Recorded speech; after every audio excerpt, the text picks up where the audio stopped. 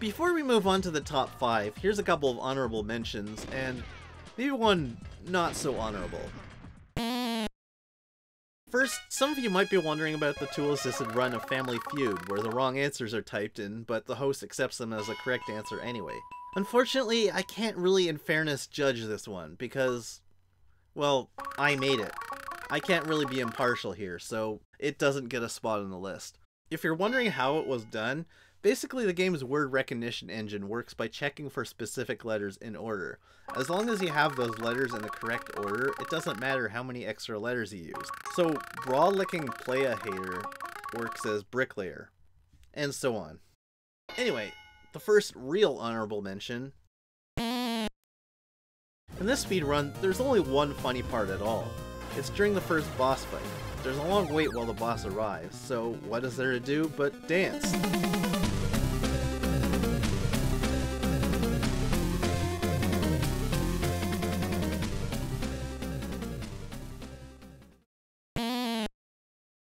Then there's this 2-player run of Altered Beast.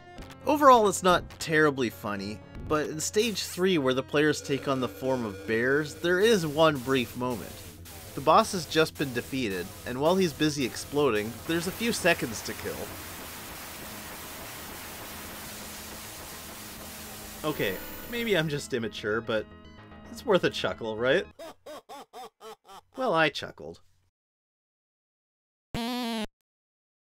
Hey, remember what I said about pressing 2 opposite directions at the same time? In Ninja Turtles 2, this allows characters to move so fast they actually appear to teleport. This trick was first used by Baxter in a 1-player run, but then X2 Poet made it even wackier, playing 2 players simultaneously, using the ancient ninja technique of bamfing across the level and destroying robot ninjas the exact instant they appear.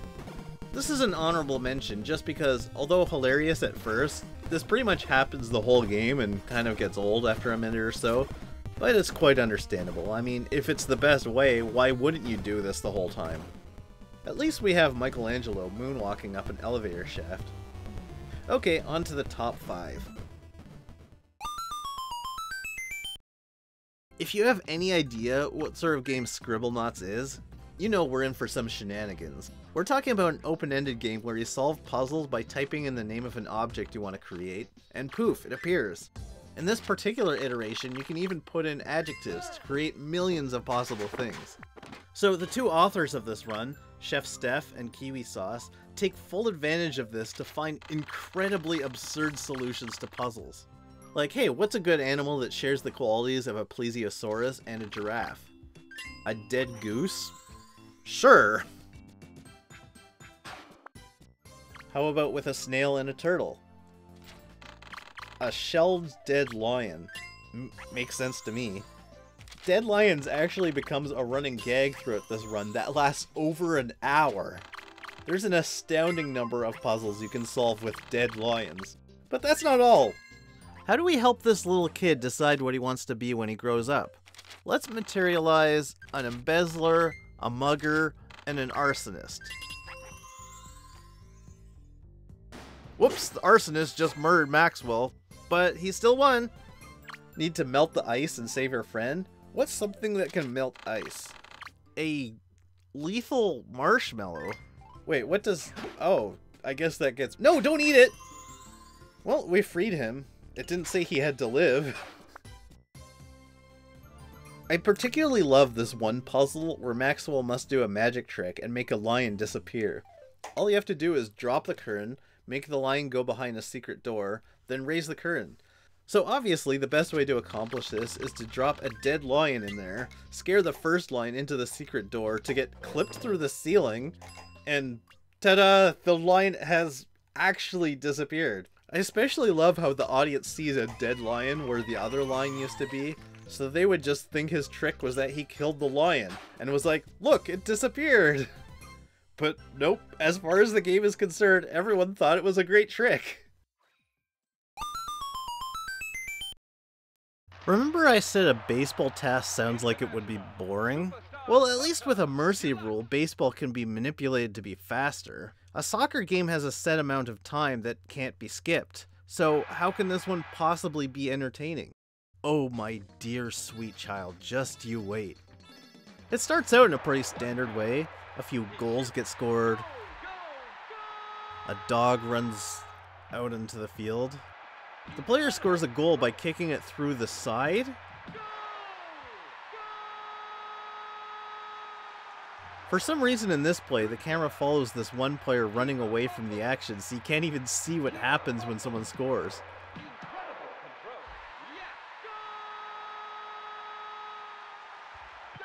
Oh, then the computer player somehow fails to make contact with a ball during a free kick, then gets tricked into scoring a goal in his own net. Oh no! Own goal! Which really just serves as a setup for some of the ludicrousness to come. The computer team fouls, so the author, Marco Kari, gets a free kick, but he switches his roster in the middle of the play so that everyone is distracted while he somehow free kicks right into the goal. I think that's what happens.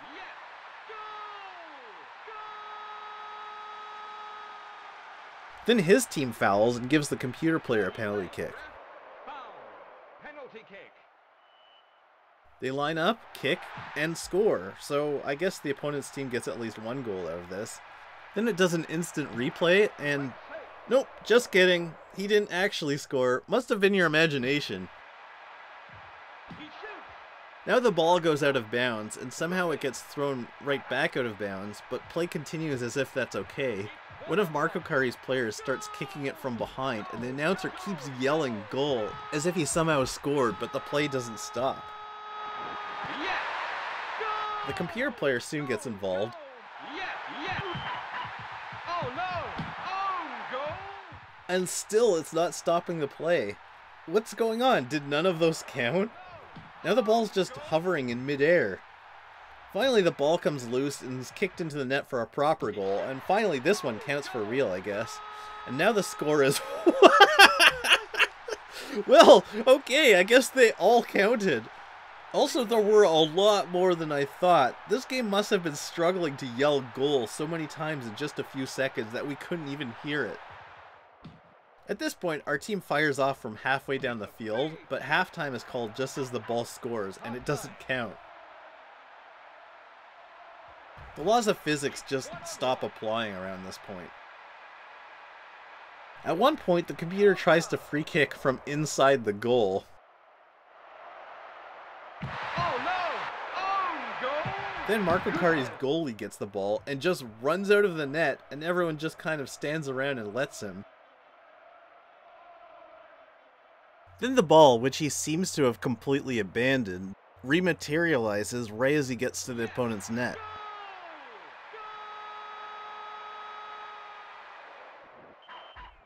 Foul. One of the players gets red carded, Red card. and that leads to... Corner kick. Oh no! Own goal.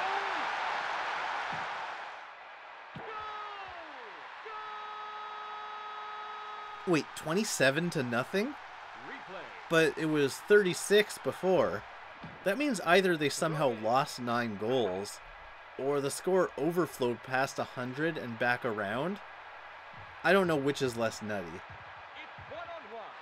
Yes. During whatever happens here, his score jumps from 28 up 70 points to 98-0. Own goal. But he doesn't stop there. A few more goals causes the score to roll over to 0-0. And once again, the timer runs out on what would be a goal, and finally, Brazil beats Argentina 0-0.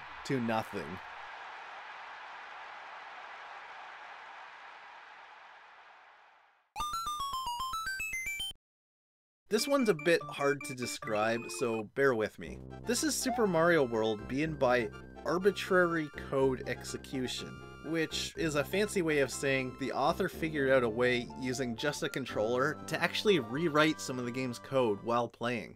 It basically involves overwhelming the game's memory with weird stuff, and subsequently tricking the game into inputting information in the wrong place.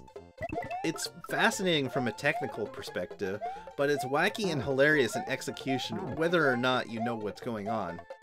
After a fairly normal run through the first level, Mario enters the stage Yoshi's Island 3, one of the earliest levels in the game, and starts abusing all kinds of glitches, spawning and juggling objects.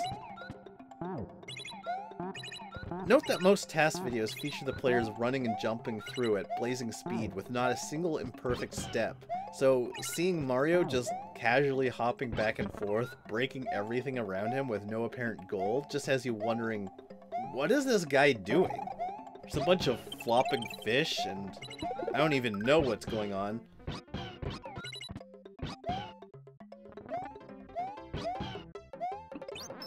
And then suddenly, with no apparent explanation, game over! You have won! Somehow. By the way, this task led the way to later ones that managed to straight up replace chunks of the game's code with new code and completely change the game. And other games too. I'm not even sure how I feel about that. Part of the reason I find a task so entertaining is because I know on some level how they work, but this might as well be sorcery to me.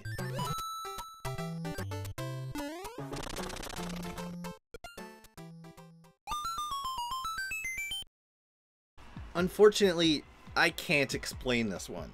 The author of this run is Japanese, so there's a language barrier, and he uploaded this video with no explanation of the tricks he used. So if you're left wondering how this was done, I don't know any better than you. This game is a PlayStation Olympic sports game that has you participate in 10 different events. All 10 are broken hilariously. First event is a 100-meter dash, where our hero decides instead of running, he's just gonna kind of slide his way across the track at impossible speeds. Yet, still comes second place? Yes, he somehow manipulated a computer opponent to go even faster. The second event is the shot put, where a competitor casually plods the shot all the way into the crowd, only to be told it's being counted as a foul. But he makes up for this with a shot of 57 meters. That's 188 feet for those who aren't metrically inclined. According to Google, the actual world record is 23 meters, or 75 feet. Oh yeah, and the instant replay shows that the shot that went into the crowd actually just plopped in front of him. Okay, sure. Next we have the high jump. First, Ankimo starts running, and then fouls by his body apparently seizing up. For the second attempt, he makes a huge gravity-defying leap way over the bar and lands safely. And then the bar just pops off for no reason, and he gets another foul. Just one more attempt. And for this one, the bar suddenly goes way up to 167,000 meters high. So all he needs to do is jump up and kind of land on the sky.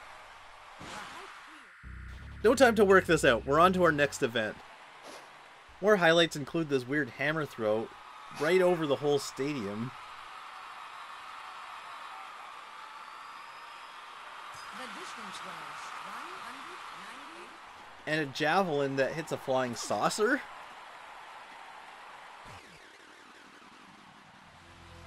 On your mark. And of course a hurdle where none of the competitors can quite seem to leave the starting blocks. Set. Oh, I see. The starter pistol hasn't gone off yet. There we go. The time was 2. Of course, all of this wackiness is just prelude to the pole vault. The height cleared was 4.50 meters.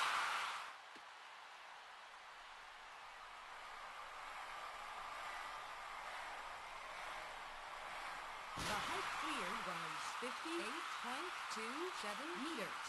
For the third attempt, the bar somehow gets placed. How many meters is that? And he jumps and makes it. I have no idea how you even manipulate that with just a controller. Over 2 million meters high. If this was real life, that would be in space. This game, meant to be a simulation of real life sporting events, had a pole vaulter vault into space. Unreal. Okay, so this isn't actually one video, but a collection of them. I'm just grouping them all together in one entry because otherwise, half this list would just be different similar entries about Mortal Kombat games. These tasks abuse glitches so thoroughly and relentlessly, it's almost constant lunacy. Did you know about this old trick in Mortal Kombat 2 where you can make Johnny Cage uppercut someone's head off 3 times in a row, as if they had 3 heads instead of 1? That's so pedestrian to these runs that multiple other glitches are being manipulated at the same time. Rather than just describe all the wacky ways logic is defenestrated in these, I could just do a montage and let them speak for themselves. So, that's what I'm going to do.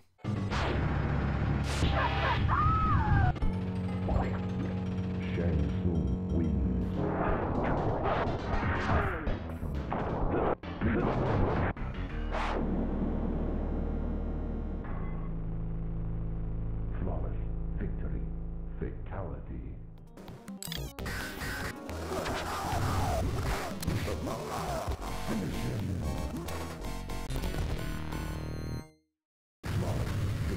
Fatality.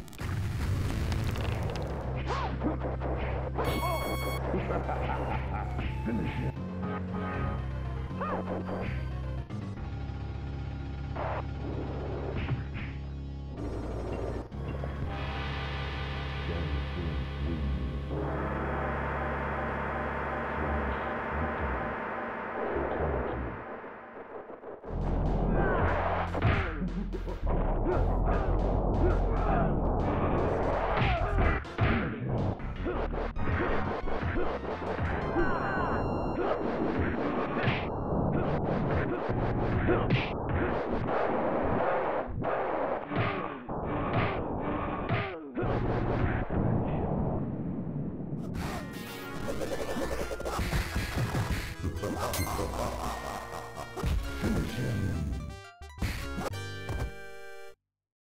Flawless victory.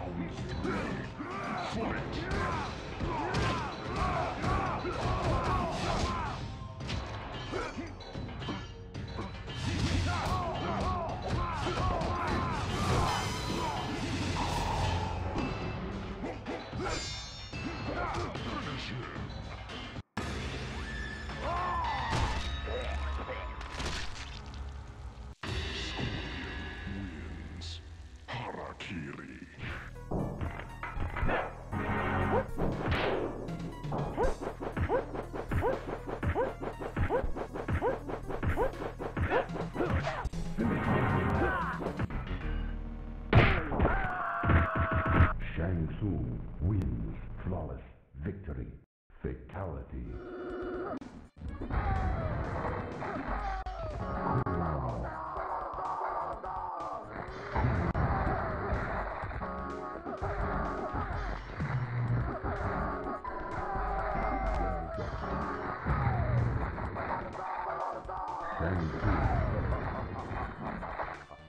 Shang Tsung.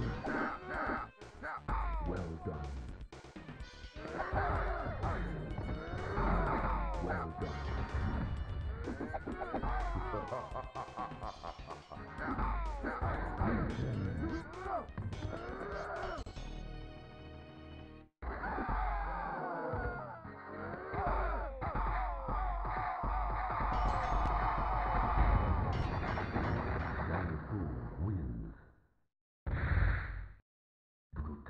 This is actually just a shorter collection of a 20-minute montage I made of these videos, so if you want to see more, go ahead and click this link here. So, that's my list.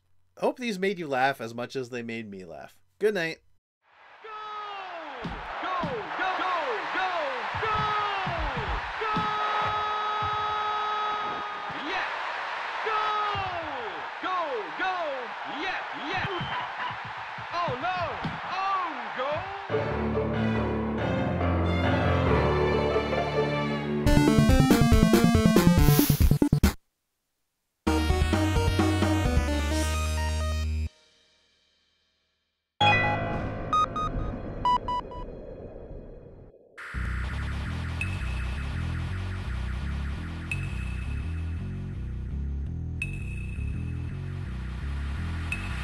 It's a new